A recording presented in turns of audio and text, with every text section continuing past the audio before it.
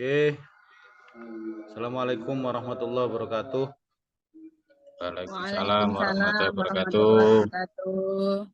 Selamat malam Bapak Ibu semuanya. Alhamdulillah pada malam hari ini kita bisa bersama-sama mengikuti kegiatan diseminasi budaya positif yang akan saya lakukan selama beberapa menit ke depan. Pertama, saya menyampaikan terima kasih atas kehadiran Bapak Ibu semuanya. Mudah-mudahan kehadiran Bapak Ibu bisa menjadikan motivasi bagi saya pribadi sebagai materi dalam kegiatan diseminasi budaya positif pada malam hari ini. Sekali lagi, kehadiran Bapak Ibu, saya menyampaikan terima kasih. Selanjutnya, Bapak Ibu, langsung saja biar tidak malam-malam. Mungkin saya butuh waktu 30 sampai 45 menit untuk kita melakukan penyampaian materi, kemudian nanti kita akan berdiskusi terkait dengan diseminasi budaya positif. Mudah-mudahan nanti kita tidak terganggu dengan jaringan dan bisa menyelesaikan kegiatan diseminasi budaya positif pada malam ini dengan lancar. Tapi sebelumnya, mari agar kegiatan ini berjalan lancar, kita awali dengan berdoa terlebih dahulu. Mudah-mudahan dengan doa kita, Allah memberikan kelancaran kegiatan diseminasi ini. Berdoa sesuai dengan keyakinan kita masing-masing. Berdoa mulai.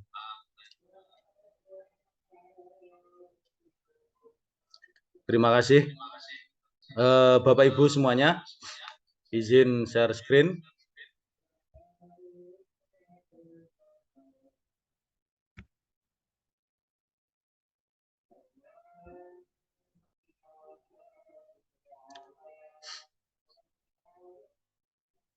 Kelihatan Bapak Ibu? Terlihat jelas, Pak.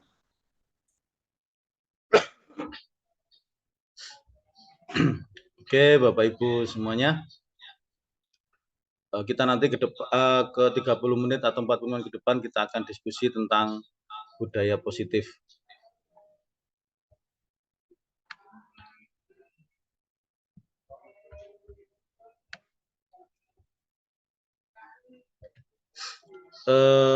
Bapak Ibu semuanya, dalam? Suara Bapak mantul, Pak. Mungkin ada audio yang perlu diatur volumenya mungkin. Terima kasih, Pak. Oke, terima kasih.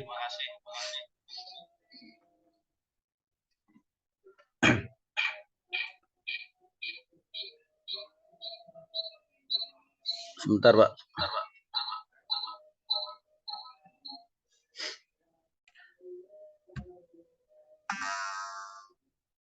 Oke, Bapak Ibu, kita awali dari pemahaman terkait dengan budaya positif.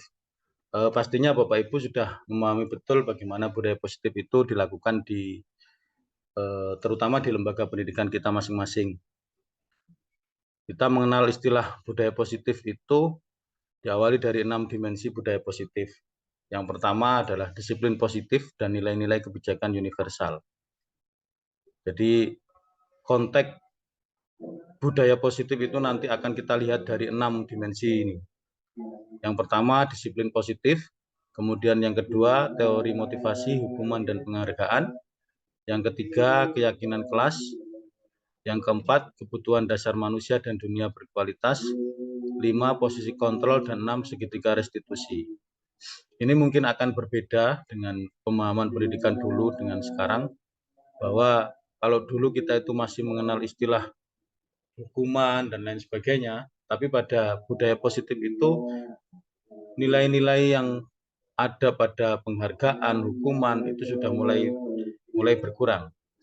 Jadi pemahaman terkait dengan budaya positif itu nanti akan terfokus pada 6 dimensi budaya positif ini.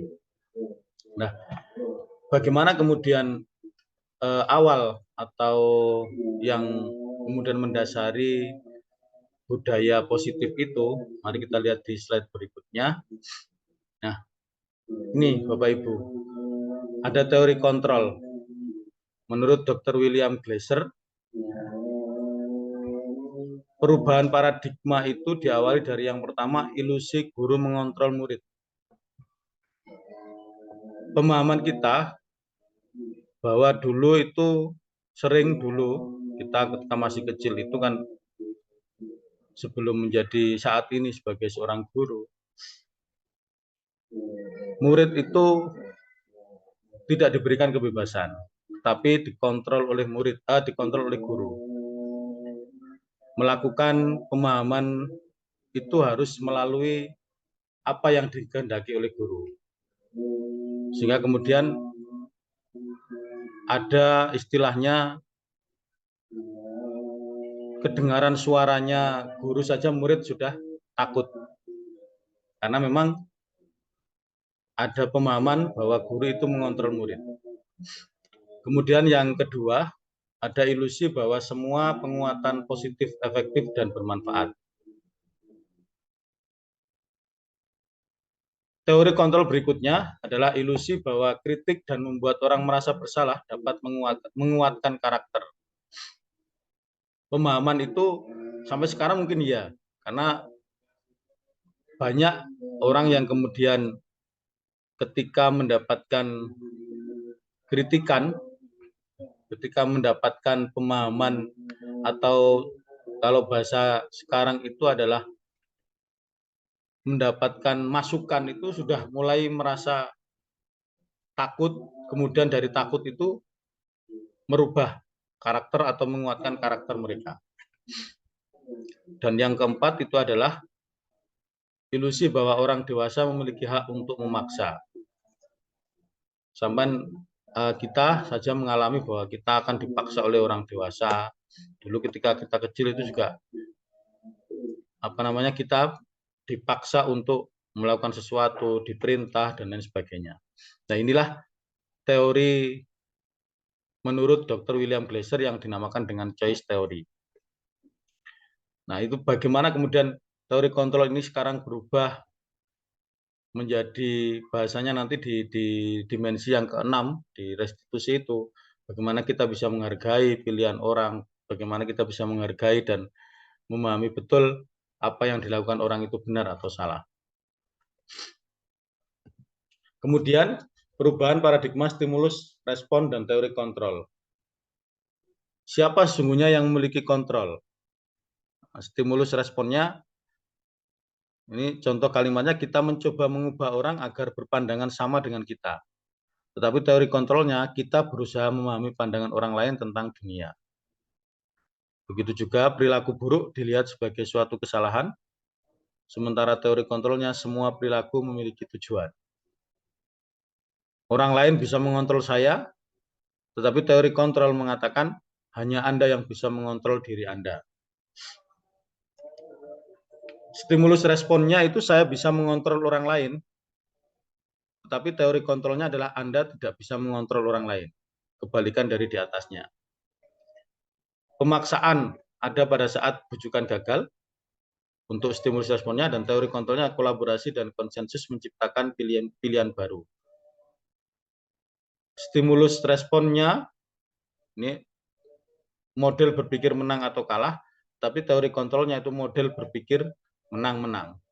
Bukan kemudian kembali pada berpikir menang kalah, tetapi teori kontrol mengatakan bahwa model berpikir itu menang-menang. Nah, ini dimensi 6 dimensi di awal tadi, dimulai dari sini. Ketika mendengar kata disiplin, mungkin Bapak Ibu akan memberikan pemaknaan bahwa disiplin itu ya melaksanakan sesuatu melaksanakan kegiatan sesuai dengan yang tertulis. Kalau di sini dimaknai dengan sesuatu yang kepatuhan. Jadi disiplin itu cenderung menunjuk pada suatu ketidaknyamanan. Kenapa tidak nyaman? Karena ada di kata disiplin itu ada unsur memaksa. Ya. Ki Hajar Dewantara menyatakan bahwa untuk mencapai kemerdekaan atau dalam konteks pendidikan kita saat ini, untuk menciptakan murid yang merdeka, syarat utamanya adalah harus ada disiplin yang kuat. Disiplin yang dimaksud itu adalah disiplin diri yang memiliki motivasi internal. Artinya apa? Artinya disiplin itu yang muncul dari diri sendiri. Itu yang paling baik. Bukan kemudian disiplin karena ada aturan, disiplin karena ada unsur paksaan. Seperti stimulus respon yang saya sebutkan di slide sebelumnya tadi. Jadi urusannya ada pada internal kita. Disiplin yang paling baik itu di situ. Sehingga kemudian tidak ada pemaknaan bahwa siswa kita itu disiplin karena ada peraturan yang ditulis. Kemudian selanjutnya,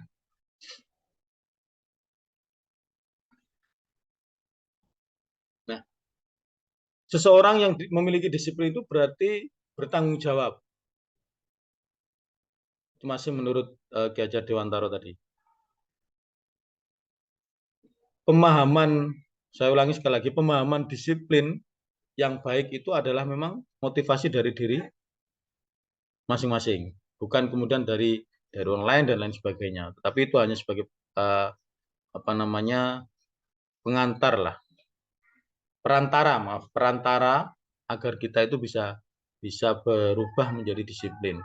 Tetapi yang paling baik itu menurut Ki Hajar Dewantara itu berasal dari motivasi diri kita masing-masing.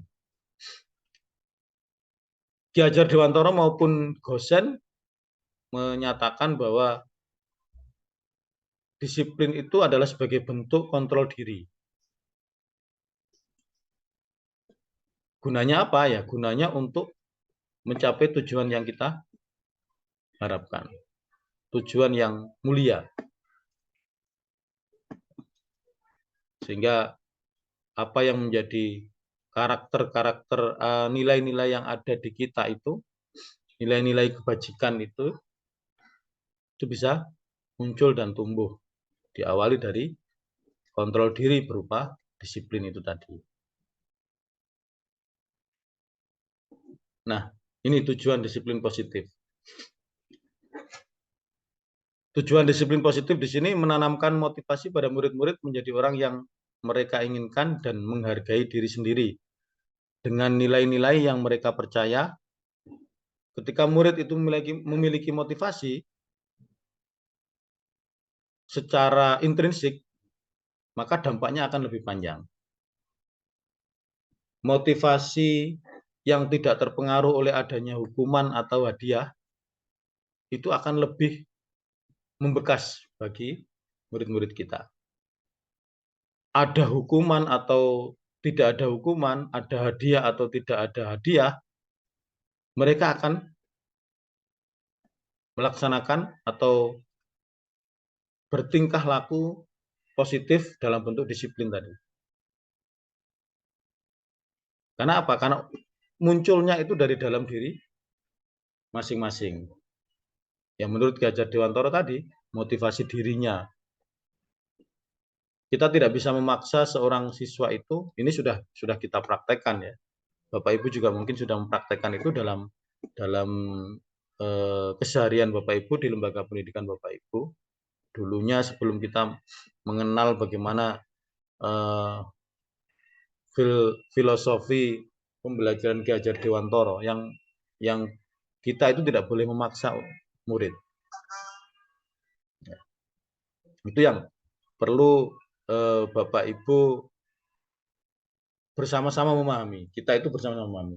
Di forum ini tidak ada kemudian saya memberikan materi yang materi ini kemudian harus dilaksanakan bersama, tidak. Tapi ini adalah forum sharing, forum menyampaikan gagasan-gagasan sehingga nanti di akhir nanti ada hal positif yang kita hasilkan. Jadi tujuan disiplin positif, saya ulangi, menanamkan motivasi pada murid-murid menjadi orang yang mereka inginkan dan menghargai diri sendiri. Sehingga disiplin yang diharapkan itu muncul dari dirinya masing-masing. Nah, Bapak Ibu, Kita ke nilai-nilai kebajikan universal. Apa sebenarnya pemahaman nilai-nilai kebajikan? Nilai-nilai kebajikan adalah sifat positif manusia yang merupakan tujuan mulia yang ingin dicapai setiap individu.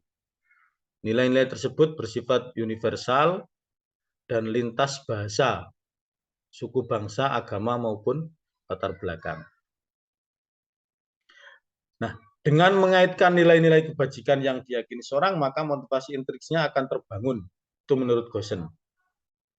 Nah, nilai-nilai kebajikan yang ingin dicapai oleh setiap anak Indonesia kita kenal dengan profil pelajar Pancasila itu. Jadi P5 ya. Profil pelajar Pancasila. Kalau P itu kan proyeknya, ada proyeknya. Ya, ada beriman, bertakwa kepada Tuhan Yang Maha Esa, ada mandiri, ada bernalar kritis, ada berkebinekaan global, bergotong royong, kreatif. Itu adalah profil pelajar Pancasila yang menjadi turunan dari nilai-nilai kebajikan universal.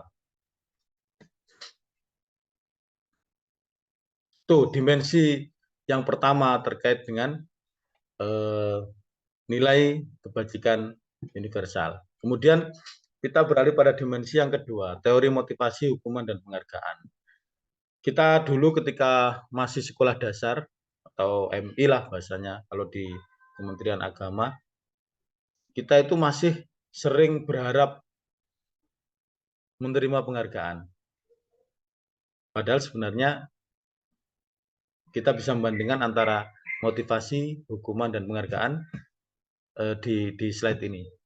Nah, motivasi itu adalah dorongan yang timbul pada diri seorang secara sadar atau tidak sadar untuk melakukan suatu tindakan dengan tujuan tertentu. Artinya apa?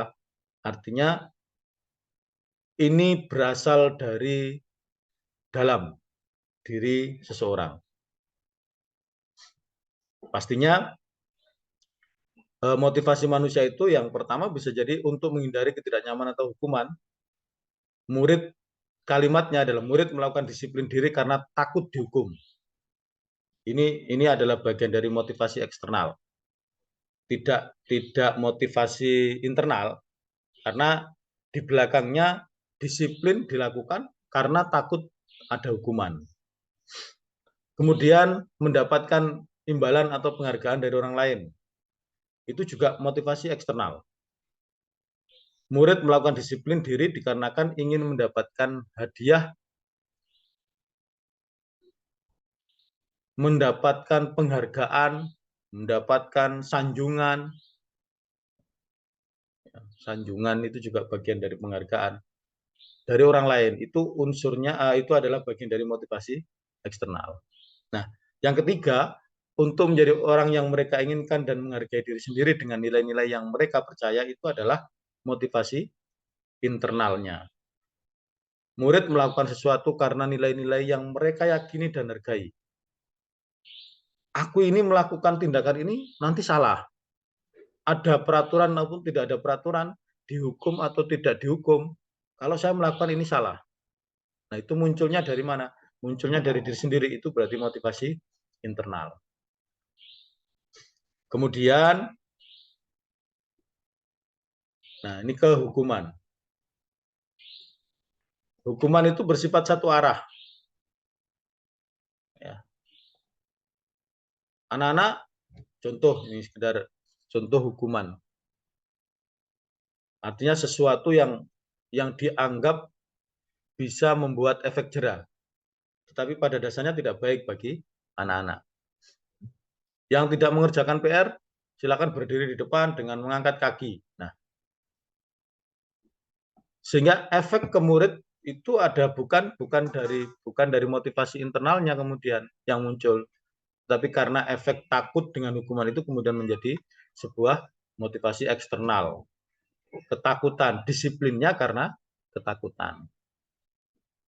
Nah, hukuman itu bisa berupa fisik maupun psikis. Murid akan tersakiti. Ya. Apalagi dengan kata-kata. Itu mungkin yang nanti paling melukai perasaan itu dengan kata-kata.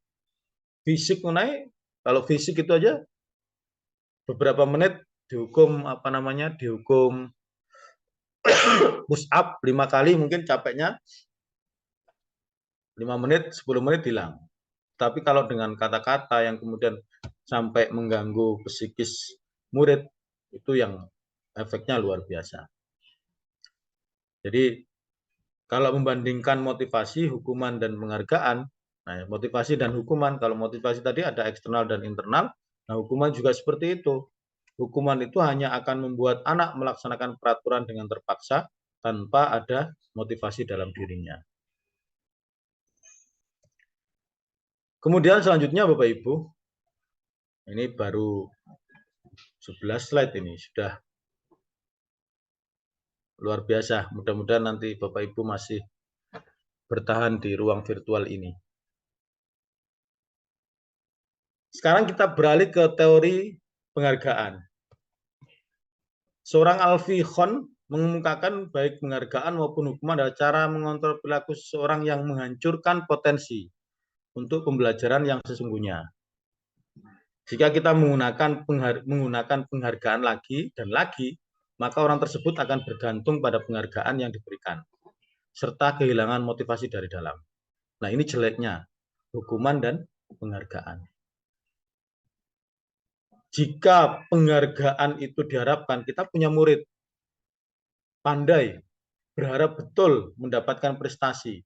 Tapi pada suatu saat dia tidak mendapatkan, maka mereka akan merasa dirinya itu dicambuk atau dihukum. Oh iya ya, aku kok kalah dengan,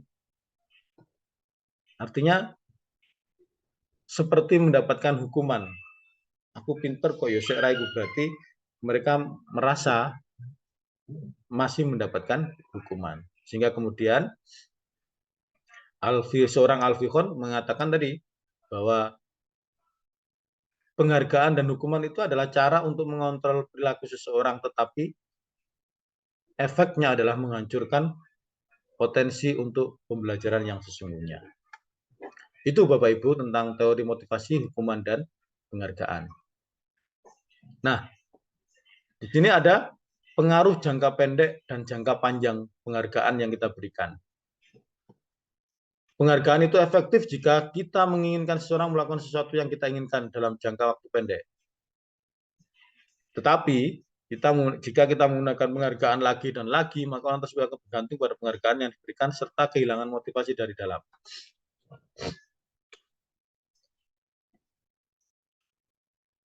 Kemudian, jika kita mendapatkan penghargaan untuk melakukan sesuatu yang baik, maka selain kita senantiasa berharap mendapatkan penghargaan tersebut lagi, kita pun menjadi tidak menyadari tindakan baik yang kita lakukan. Sama, penghargaan tidak efektif juga pun seperti itu. Salah satu contoh, orang yang berusaha berhenti merokok atau orang yang berusaha diet menurunkan badan, bila diberikan penghargaan hampir pasti tidak berhasil. Ya, karena apa? Karena tidak dari dalam diri, tidak ada motivasi dari dirinya masih sendiri. Saya mulai kecil tidak pernah merokok karena ada motivasi dalam diri saya sendiri. Saya tidak pernah diiming-imingi oleh siapa-siapa, kalau kamu tidak merokok, kamu nanti saya berikan hadiah. Tidak pernah. Tapi saya tidak pernah tergoda satu hisapan pun untuk merokok. Ya, karena apa? Karena ada motivasi diri di kita, ya, di saya, terutama saya pribadi, ini saya mencontohkan diri saya, itu untuk tidak merokok. Oke Bapak Ibu, ini cukup, kita langsung geser ke dimensi yang ketiga. Nah, ini keyakinan kelas. Teori, motivasi, kemudian hukuman, penghargaan sudah. Kita kembali ke keyakinan kelas. Pertanyaannya adalah, mengapa keyakinan kelas? Mengapa tidak peraturan kelas saja? Bapak Ibu pasti berangan-angan, sudah memiliki gambaran. Kenapa kok pakai kata keyakinan kelas bukan pada peraturan kelas? Bedanya apa? Kalau peraturan kelas itu berarti ujung-ujungnya nanti adalah pada hukuman dan penghargaan. Sementara keyakinan kelas adalah mengajarkan kita untuk bagaimana memulai dari diri kita masing-masing. Berubah atau tidak berubah, itu motivasinya hanya dari dirinya masing-masing. Nah, itu yang ditulis di dalam slide disebutkan seseorang akan lebih tergerak dan bersemangat untuk menjalankan keyakinannya daripada hanya sekedar mengikuti serangkaian peraturan tertulis tanpa makna. Murid-murid kita pun seperti itu. Mereka akan mudah, ya bisa jadi akan mudah untuk melakukan keyakinan kelas daripada melaksanakan peraturan yang kita buat. Nah, ini keyakinan kelas itu bersifat abstrak. Ini ciri-cirinya ya, Bapak Ibu. Keyakinan kelas berupa pernyataan universal. Pernyataan keyakinan kelas senantiasa dibuat dalam bentuk positif. Keyakinan kelas hendaknya tidak terlalu banyak sehingga mudah diingat dan dipahami oleh semua warga kelas. Keyakinan kelas sebaiknya sesuatu yang dapat diterapkan di lingkungan tersebut. Kemudian, semua warga kelas hendaknya ikut berkontribusi dalam pembuatan keyakinan kelas lewat kegiatan curah pendapat. Dan yang berikutnya, meninjau kembali keyakinan kelas dari waktu ke waktu. Bersifat fleksibel. Ya. Keyakinan kelas itu bila sudah tidak diperlukan, ya silakan bisa diganti dengan keyakinan kelas yang lain. Nah, ini contoh.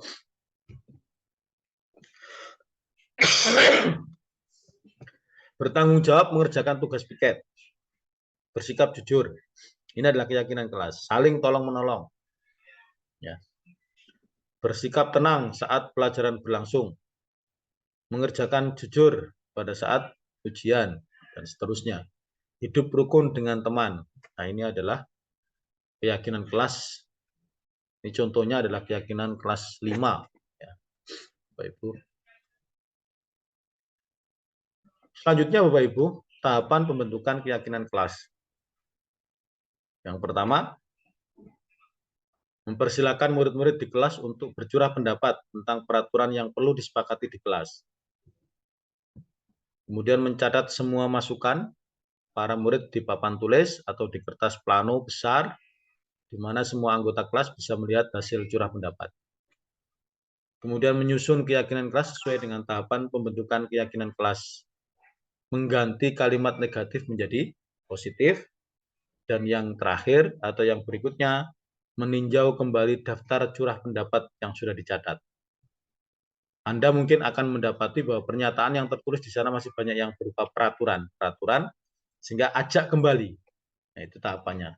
Mengajak kembali murid-murid untuk menemukan nilai-nilai kebajikan atau keyakinan yang menjadi inti dari peraturan tersebut. Sehingga kemudian muncul kalimat pembeda antara peraturan dengan keyakinan kelas. Selanjutnya, Bapak Ibu. Nah, ini bagaimana jika ada pelanggaran dalam kelas di dalam menjalankan keyakinan kelas? Ada hukuman, ada sanksi atau konsekuensi, ada restitusi. Ya. Kemudian, ini itu penjelasan di slide sebelumnya tadi. Identitas gagal itu berupa hukuman. Nah, contohnya apa? Sesuatu yang menyakitkan harus terjadi. Itu kan gagal berarti. Konsekuensi itu sesuatu harus terjadi, tapi restitusi itu adalah pilihan. Kemudian, korban mendapatkan keadilan. Kalau yang konsekuensi, korban bisa diabaikan, tetapi kalau restitusi, korban itu mendapatkan ganti. Hukuman, murid anak akan tersakiti. Konsekuensi, murid atau anak dibuat tidak nyaman. Restitusi, murid atau anak mendapatkan penguatan. Ini adalah ciri-ciri pertanyaan di slide sebelumnya. Apabila keyakinan kelas itu dilanggar atau tidak dilaksanakan, pilihan kita di mana? Di hukuman, di konsekuensi, ataukah di restitusi? Kalau di hukuman seperti ini. Kalau di konsekuensi seperti ini. Jadi perilaku pasif agresif meningkat, contoh Maka konsekuensinya penguatan hanya bertahan dalam jangka waktu pendek, kemudian restitusinya masalah terpecahkan. Ya. Ini juga bagian dari contoh, mohon maaf Bapak Ibu, agak flu sehingga terganggu dengan batuk-batuk. Peraturannya adalah titik-titik, kamu harus. Sementara di konsekuensi, apa peraturannya? Mampukah kamu melakukannya? Terima kasih. Di restitusi, apa yang kamu yakini? Apa yang bisa kamu lakukan untuk memperbaiki masalah ini? Restitusi mengajak kita, mengajak murid yang melakukan, yang melanggar keyakinan kelas itu menuju pada rasa memiliki. Sehingga mereka memiliki, oh iya, saya melakukan pelanggaran terhadap keyakinan yang kita buat bersama. Sehingga apa yang harus kita lakukan? Nah, itu positif, sisi positif dari restitusi. Hukuman, konsekuensi, dan restitusi. Nah, banyak, saya tidak menjelaskan satu persatu Bapak Ibu, nanti slide-nya saja bisa dipelajari. Nah, ada sebuah catatan, hukuman bersifat tidak terencana atau tiba-tiba. Anak atau murid tidak tahu apa yang akan terjadi dan tidak dilibatkan. Hukuman bersifat satu arah. Iya, karena memang hukuman itu munculnya dari sang pemberi hukuman. Beda lagi dengan tadi, ada hukuman, konsekuensi, dan restitusi. Restitusi ada di satu sisi yang melakukan atau yang melanggar atau yang lalai dari keyakinan kelas itu akan merasa memiliki, sehingga kelas itu kita ikut membuat, sehingga kemudian dengan sendirinya akan mencoba untuk memperbaiki ke depannya. Ini konsekuensi. Disiplin dalam bentuk konsekuensi sudah terencana atau sudah disepakati, sudah dibahas dan disetujui oleh murid dan guru. Nah, konsekuensi dibuat oleh pihak guru biasanya, pihak sekolah. Murid sudah mengetahui sebelumnya konsekuensi akan diterima bila ada pelanggaran. Pada konsekuensi, murid tetap dibuat tidak nyaman untuk jangka waktu pendek. Nah, konsekuensi biasanya diberikan berdasarkan suatu data yang umumnya dapat diukur. Misalnya, setelah 3 kali tugas yang diselesaikan pada batas waktu yang diberikan, murid melakukan kegiatan di luar kegiatan pelajaran. Misalnya ngobrol, maka murid tersebut akan kehilangan waktu untuk bermain. Itu konsekuensi. Nah, kalau restitusi, nah, program disiplin positif di dalam budaya positif itu yang kita kenalkan di malam itu adalah restitusi. Restitusi menurut Gosen, proses menciptakan kondisi bagi murid untuk memperbaiki kesalahan mereka, sehingga mereka bisa kembali pada kelompok mereka dengan karakter yang lebih kuat.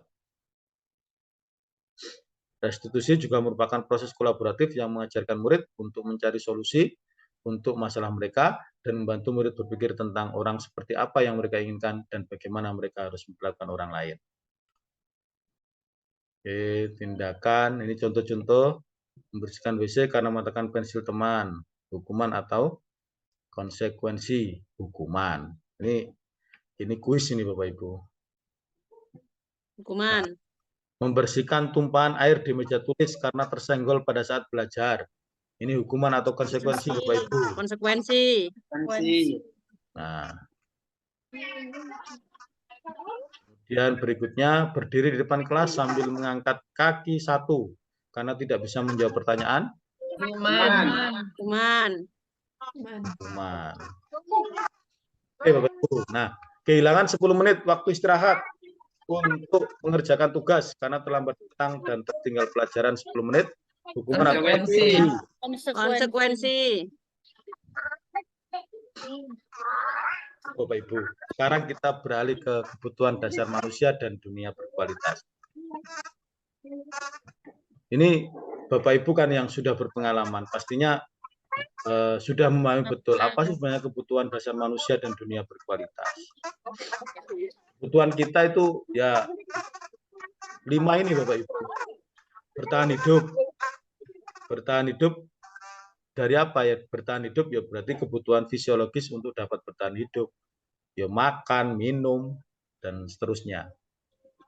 Oh iya, Bapak Ibu nanti snacknya bisa diambil ya.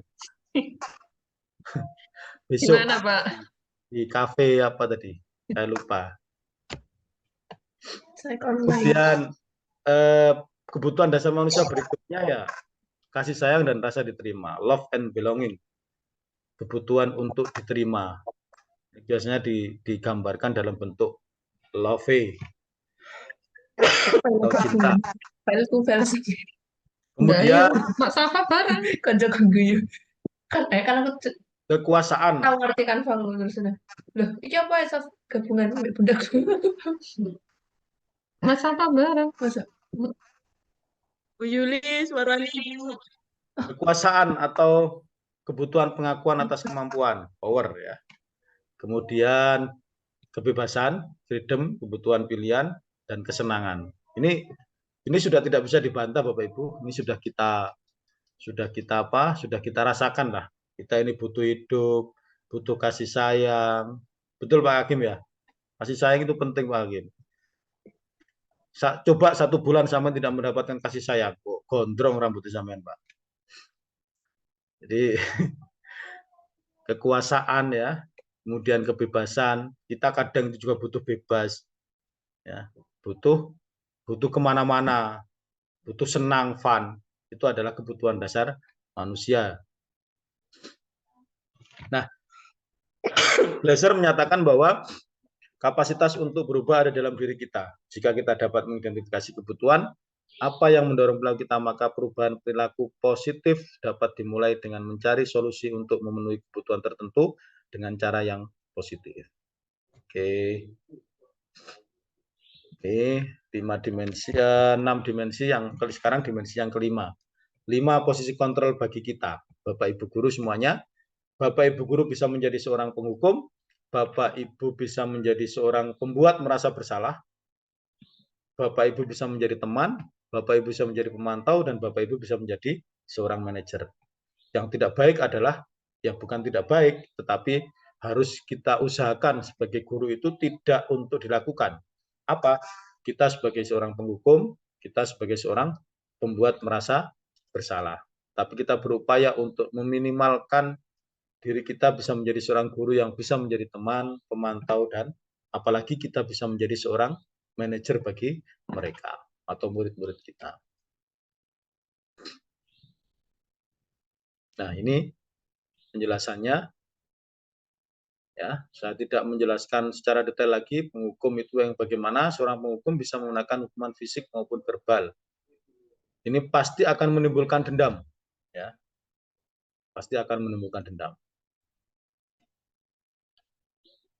Kalimat-kalimat penghukum itu, patuhi aturan saya, awas.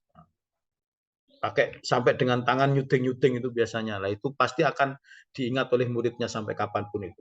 Dulu itu saya pernah dihukum Pak Hadi dengan gini. Nah, itu pasti akan dikenang oleh murid-murid itu dan akan bisa jadi menimbulkan dendam. Kemudian pembuat merasa bersalah. Kenapa kemudian pembuat merasa bersalah ini negatif?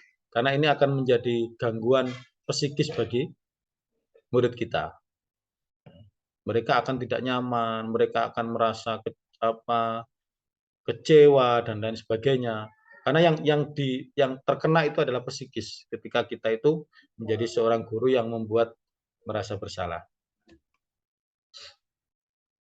Ini contohnya. Kemudian berikutnya menjadi teman, ya. Guru pada posisi ini tidak akan menyakiti murid, namun akan tetap berupaya mengontrol murid melalui persuasi. Ya. Bisa negatif, bisa positif, ya, kalau sebagai teman. Kemudian selanjutnya pemantau. Nah, ini pemantau berarti mengawasi. Pada saat kita mengawasi, kita bertanggung jawab atas perilaku orang-orang yang kita awasi. Posisi pemantau ini didasarkan pada kesepakatan dan konsekuensi. Hasilnya ya murid memahami konsekuensinya harus dijalankan karena telah melanggar salah satu kesepakatan kelas. Yang terakhir, posisi kita sebagai seorang manajer. Nah, ini sama-sama kita mempersilahkan murid bertanggung jawab perilakunya mendukung murid agar dapat menemukan solusi atau permasalahannya sendiri.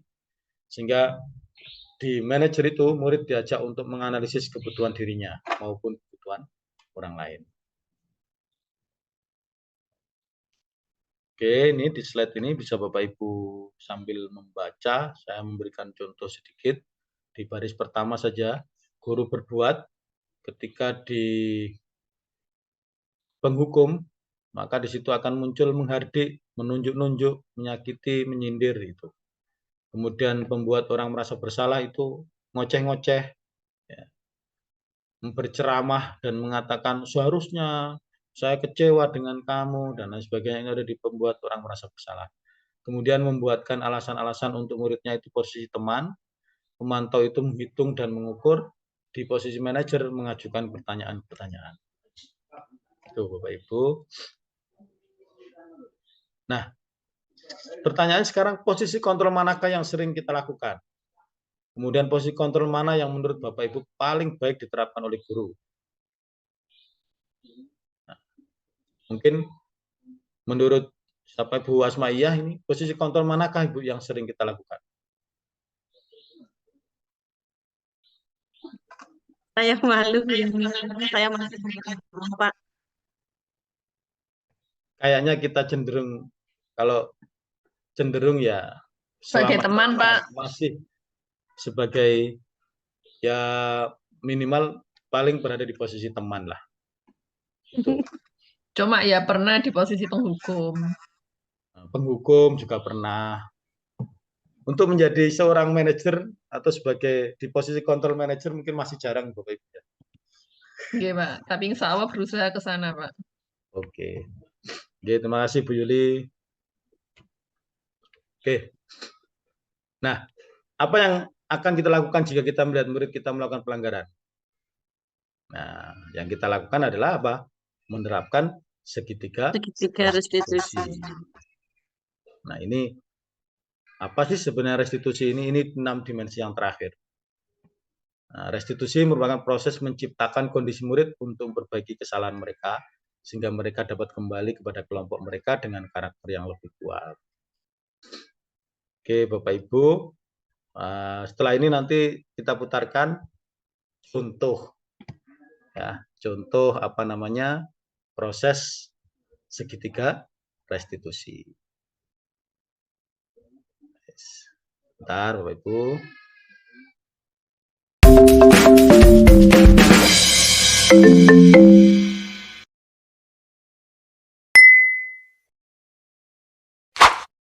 Levi, cuma sini sebentar lah.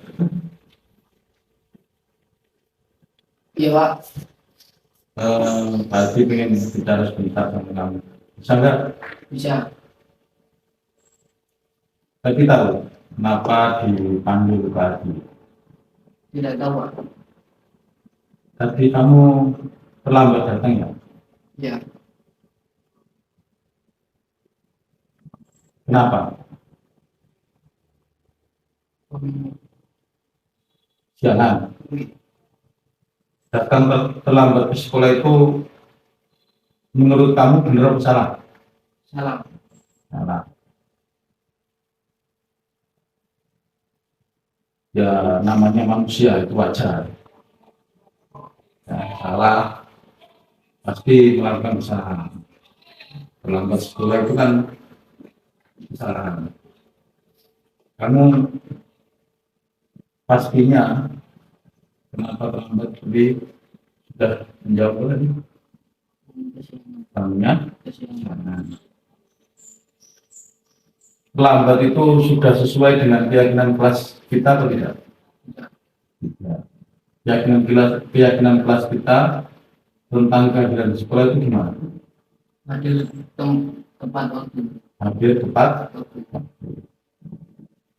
Nah, jika sudah mengerti kalau yang kamu lakukan hari ini itu salah, apa yang harus kamu lakukan?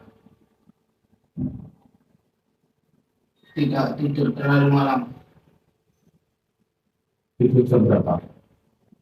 Jam 8 malam, Pak. Selain tidur jam 8 malam. Bisa jadi kalau masih tidur jam 8, bangunnya masih kesiangan. Apalagi yang kamu lakukan?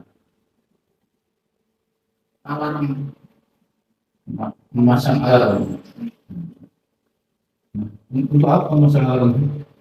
Biar tidak biar tidak kesiangan, Pak. Bangunnya biar tidak kesiangan, bisa bangun tepat waktu. Ya, semoga niat kamu itu jam 8 malam, terus memasang alarm, itu bisa terlaksana. Nah, sekarang kamu sudah tahu kan caranya mengatasi keterlambatan di sekolah? Ya.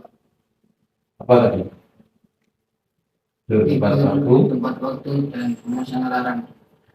Ya sudah, kalau gitu semoga tidak diulangi lagi.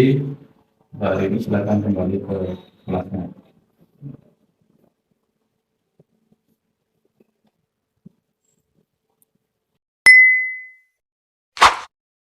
Erwin, buat silakan duduk sini.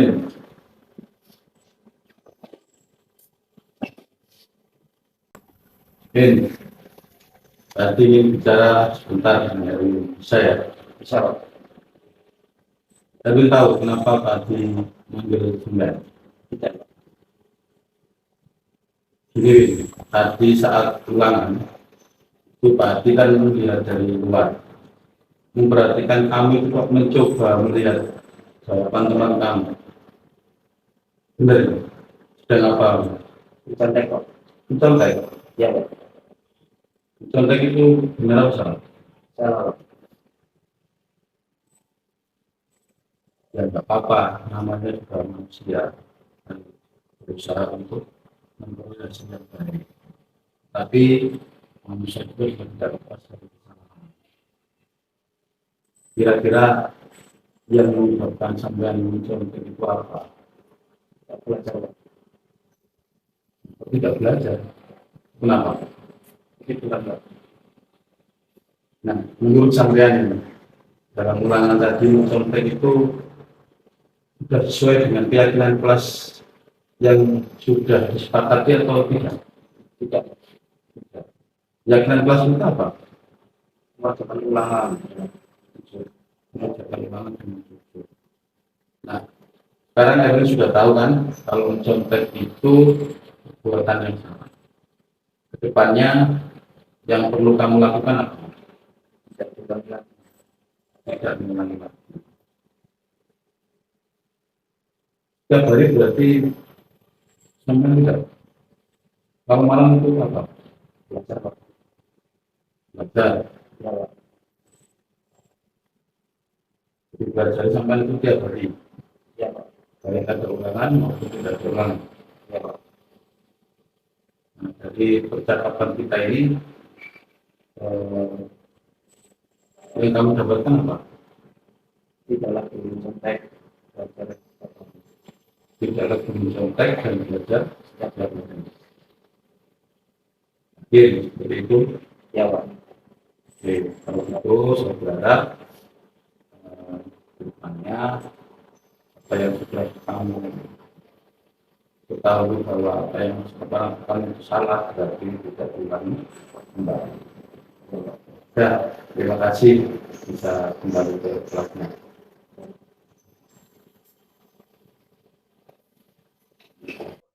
Oke Bapak Ibu, itu tadi sedikit video tentang contoh segitiga restitusi. Nah, ini langkah-langkahnya. Tadi kita sudah melihat di video itu ada menstabilkan identitas. Yang kedua,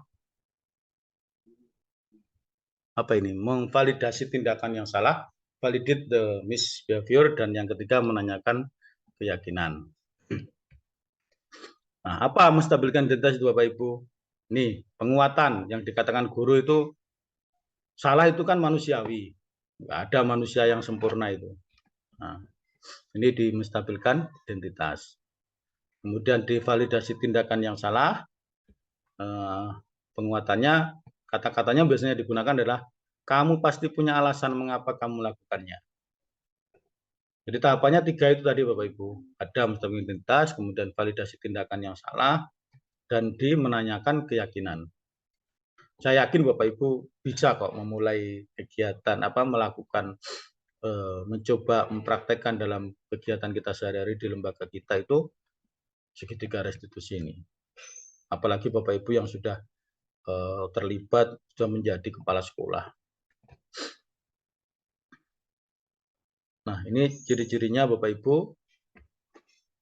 Sebelum nanti terakhir, kalau tidak ini slide terakhir, ciri-ciri restitusi itu bukan untuk menebus kesalahan, namun untuk belajar dari kesalahan, memperbaiki hubungan, tawaran bukan paksaan, restitusi menuntun untuk melihat ke dalam diri, restitusi mencari kebutuhan dasar yang mendasari tindakan, restitusi fokus pada karakter bukan tindakan, dan restitusi mengembalikan murid yang berbuat salah pada kelompoknya. Oke Bapak Ibu, pemahaman belajar kita bersama 6 dimensi budaya positif, mulai dari angka 1 tadi sampai dengan yang ke-6 restitusi ini, mudah-mudahan bisa menjadi motivasi bagi kita semuanya. Saya tidak mengajari malam hari ini, tetapi hanya berusaha untuk memberikan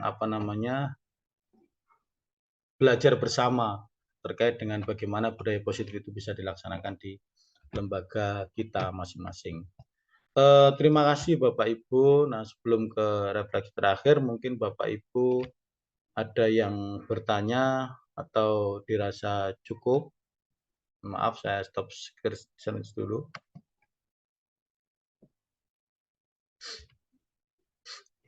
Oke, Bapak Ibu, ada pertanyaan?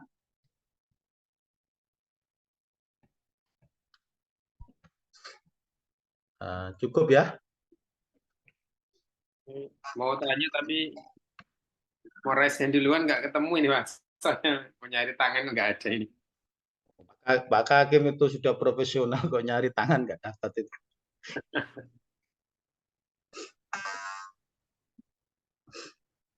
Oke, silakan Pak Hakim memberikan umpan balik saja lah, memberikan saran gimana baiknya gitu. Silakan Pak Hakim. Ini kebetulan di forum ini kan banyak teman-teman Pak Hadi dari guru TK maupun guru MI dan juga SD.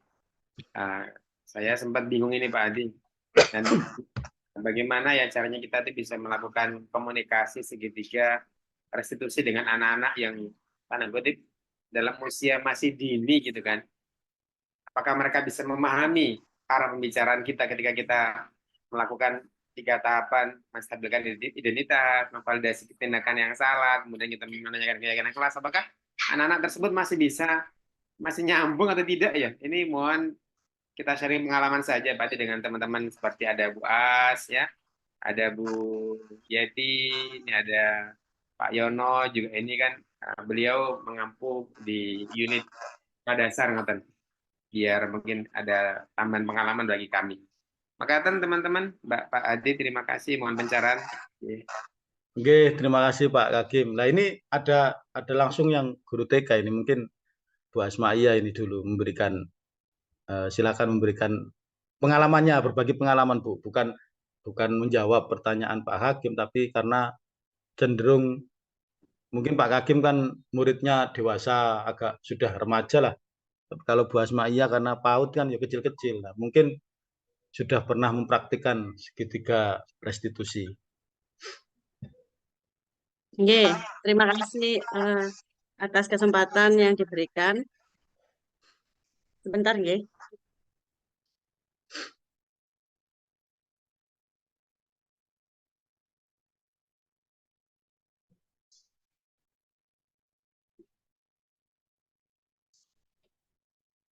Atau mungkin sudah hadir ya, monggo.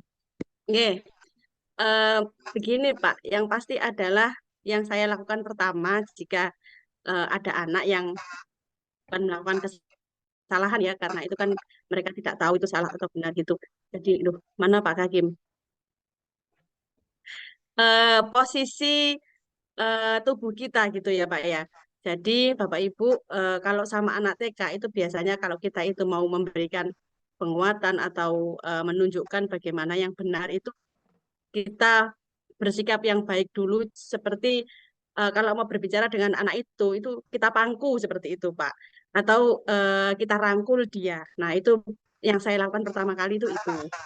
Jadi apa itu, bahasa tubuh itu harus yang senyaman mungkin, ngoten. Tidak berhadapan. Nah, itu kan menghakimi kalau menurut saya kalau berhadapan itu.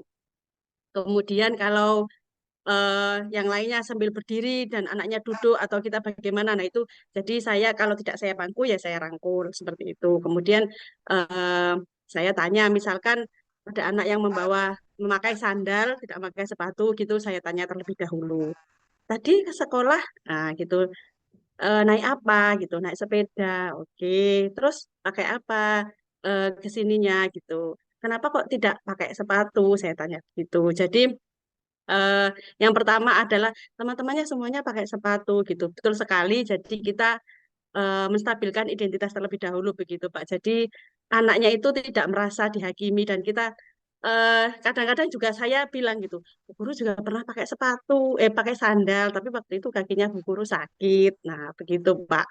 Kalau di saya itu seperti itu. Jadi kita tidak kemudian menunjukkan bahwasanya memakai sandal itu salah gitu, nanti anaknya itu bahkan malah tidak mau sekolah dan berontak seperti itu, Pak. Kalau kalau saya seperti itu, kemudian saya tanya alasannya kenapa, dan jawabnya itu lucu sekali, Pak.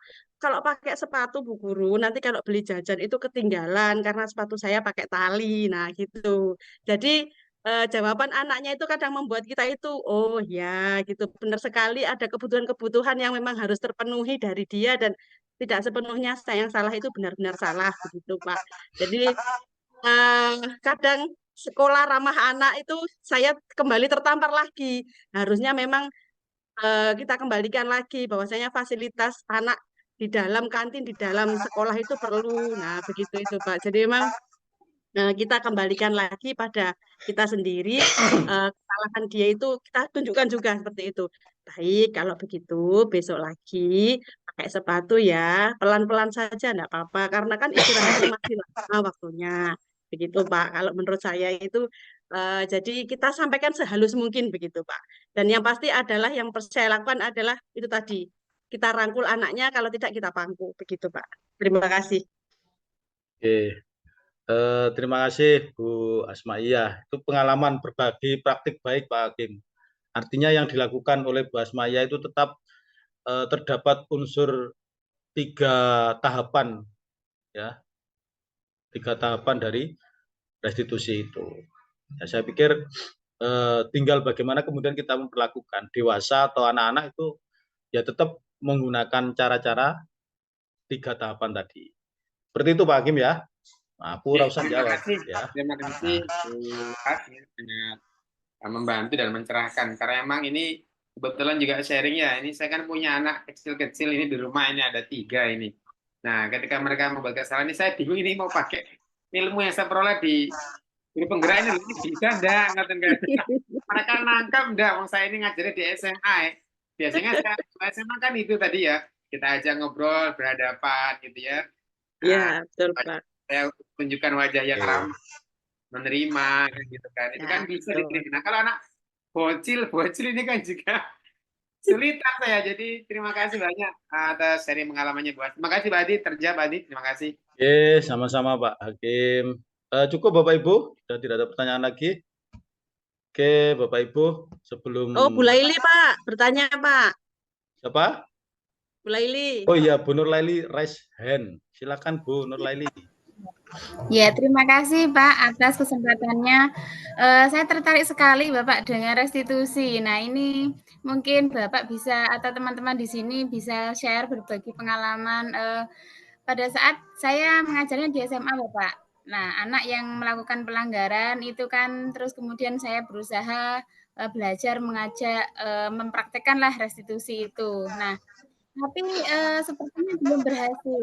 Anak itu pada kesempatan yang lain, di waktu yang lain itu tetap mengulangi kesalahan yang serupa. Nah, itu apakah memang saya harus seperti apa? Apakah memang mungkin restitusi yang saya lakukan itu kurang tepat, atau mungkin ada cara-cara lain atau trik dari Bapak Ibu yang ada di sini Nah, kita bisa berbagi supaya bisa saya terapkan di sekolah saya. Terima kasih. Nah, oke, terima kasih Bu Nurlaili Sada, pertanyaan yang baik. Sebelumnya saya izin dulu ya, saya juga punya pengalaman berpraktik membagi praktik baik kepada Bapak Ibu semuanya, terutama terkait dengan pertanyaan Bu Nurlaili Sada. Berkali-kali sudah melakukan restitusi. Bukan berkali-kali, tapi sudah dilakukan restitusi, tetapi kemudian si anak masih melakukan pelanggaran atau masih tidak menjalankan keyakinan kelas yang dibuatnya secara bersama-sama. Nah, itulah ujian kesabaran bagi kita, Bapak Ibu. Jadi ujian kesabarannya adalah kemudian bagaimana kita kembali ya mencoba selalu melakukan tahapan restitusi tadi. Kita berulang-ulang kali, maka saya yakin nanti saya sudah melakukan hal itu. Jadi ada anak itu yang doableknya bukan main, kemudian kita ajak berdiskusi, restitusi itu, kita melakukan itu 2 kali, 3 kali masih melakukan, akhirnya mereka berubah dengan sendiri. Itu kalau menurut saya. Jadi ini adalah ujian kesabaran bagi seorang guru, bagi Bapak Ibu semuanya. Tuh. Ada lagi Bapak Ibu atau yang menambah berbagi praktik Ampun, baik? Bapak. Cukup ya? Oke Bapak Ibu, terima kasih atas kehadirannya di ruang virtual kita pada malam hari ini. Sekali lagi, ini adalah bukan kemudian saya mengajari Bapak Ibu, tidak, tapi hanya sekedar berbagi ide, berbagi gagasan, bagaimana kemudian kita mempraktekkan budaya positif di lembaga kita masing-masing. Yang terakhir Bapak Ibu, nanti ada link Padlet yang saya kirimkan di chat, yang nanti kemudian bisa memberikan refleksi. Di situ ada nanti beberapa pertanyaan yang bisa Bapak Ibu jawab, terutama untuk perbaikan saya sebagai narasumber berbagi positif pada malam hari ini. Tapi tidak langsung hari ini, tapi bisa nanti di linknya bisa dituliskan di Padlet tersebut, nanti akan saya baca di forum atau di aplikasi Padlet saya. Bapak Ibu, mungkin cukup untuk hari ini atau malam hari ini. Sekali lagi terima kasih dan mudah-mudahan apa yang kita diskusikan pada malam hari ini bisa menjadi motivasi tersendiri bagi kita untuk berbuat baik di lembaga kita atau di dunia pendidikan yang kita jalani saat ini. Kurang lebihnya mohon maaf. Sebelum saya akhiri, mari kita tutup kegiatan diskusi budaya positif pada malam hari ini dengan membaca alhamdulillahirabbil alamin. Alhamdulillahirabbil alamin. Terima kasih Bapak Ibu, selamat beristirahat dan saya akhiri. Assalamualaikum warahmatullahi wabarakatuh. Waalaikumsalam warahmatullahi wabarakatuh. Terima kasih Pak Adi. Sama-sama Bapak Ibu.